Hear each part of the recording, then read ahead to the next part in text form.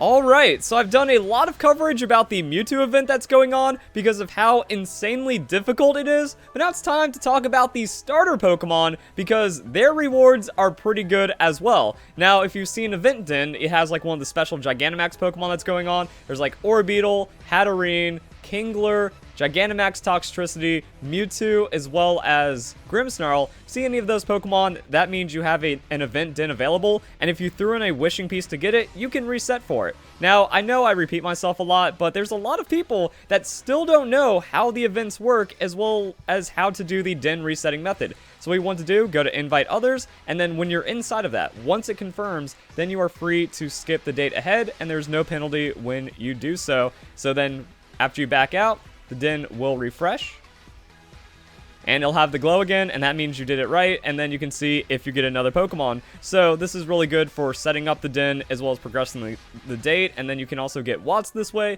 for the wishing pieces, and then you can get whatever you want. If you're looking for Mewtwo, this works as well. A lot of people are confused by it. A lot of people keep saying that time skipping was patched. It still works. So now, let's talk about what's going on with the starter Pokemon, because their rewards are really good, and it's not like the Mewtwo raid. With the Mewtwo raid, it's just a ridiculous 5-star. With this, you're mostly doing it for the Pokemon and the rewards. So you don't need to get 5-star for the crazy IVs or anything like that. You can just do a simple raid battle, and because of that, it doesn't really matter which Pokemon you bring.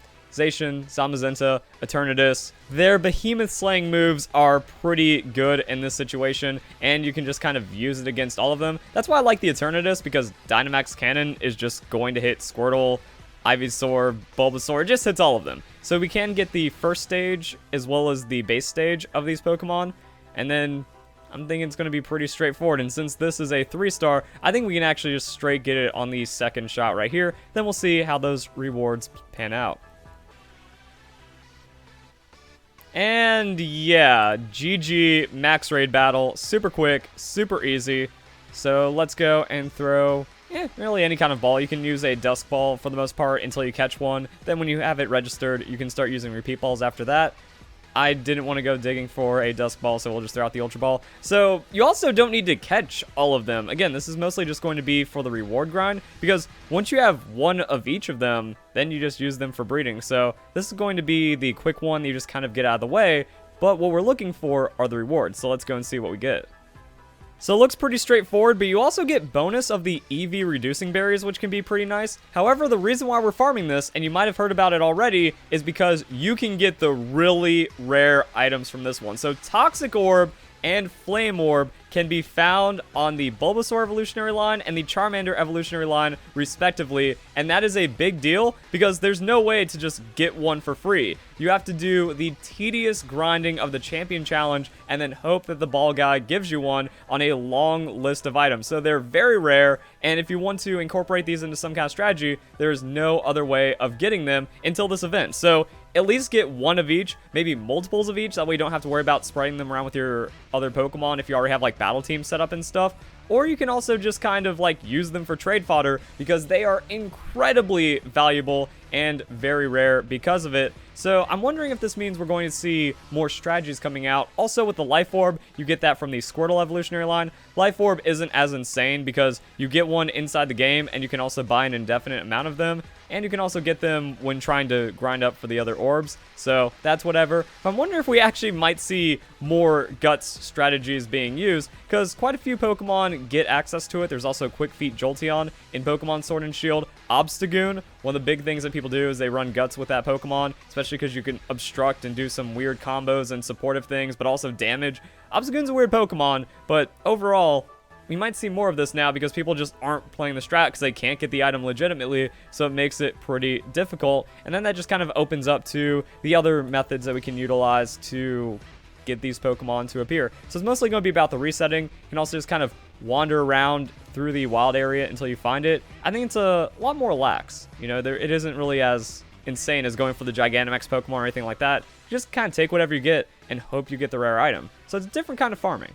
Now, there are a few things that are weird about this event when it comes to obtaining the Pokemon. So this is a naturally spawned den, which means I can't time skip it or else it just becomes the next day and then it goes away. But you can actually have multiple of the raid dens, and it seems a lot more common than the previous events. I don't know if that's because when they naturally spawn, they kind of spawn in different ways. Like, you can have the Bulbasaur, Squirtle, Charmander, Mewtwo raids in one den, and then you get the other Gigantamax ones in another raid, because there's just so many events going on right now. So we had that Grimmsnarl going on, and we can still go into the Squirtle one, but since I already caught a Squirtle, it's kind of like if you want to make a decision. I have Life Orbs, I don't think I need to do this one anymore. So if you're going around, then you also do have to acknowledge at some point you will have to time skip. This is going to get rid of the Squirtle, but it means it's going to refresh the dens that are going on that day, and that also works out. So there's a couple of different ways you can tackle this depending on how you want to play. I've kind of gotten fed up with always just doing walk grinding, because with this method right here, you can just time skip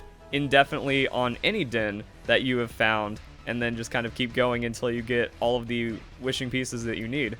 So I think the cool thing about it is that the choice is yours and yours alone. I just found this Ivysaur by doing natural spawning, day skipping, and just kind of picking up some other Watts and some other dens along the way. Saw some Gigantamax Pokemon, saw a couple of Mewtwo's, eventually landed on the Ivysaur. And I think the way that these dens work is that if it's 3-star, it's going to be the base starters, and if it's the 4-star, that means you're going to have the evolutions, and then 5 stars are always Mewtwo, and there does seem to be a distinction between the Gigantamax den and the Generation 1 dens that are going on right now. Also, if you want to know when this event ends, it actually ends very shortly. It's only going on for a couple of days. Pokemon Day was February 27th, and it ends March 1st. So, March 1st, 11:59 p.m. UTC time. Your time zones may vary. I think that means 3:59 p.m. on Pacific time.